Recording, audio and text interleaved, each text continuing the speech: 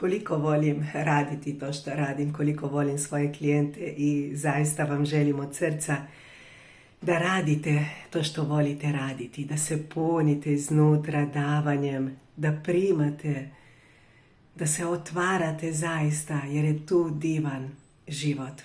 I želim vas pitati da li živite život, da li živite ili ga proživljavate, da li je dovoljno prostora u tom životu da sebe stavite u njega.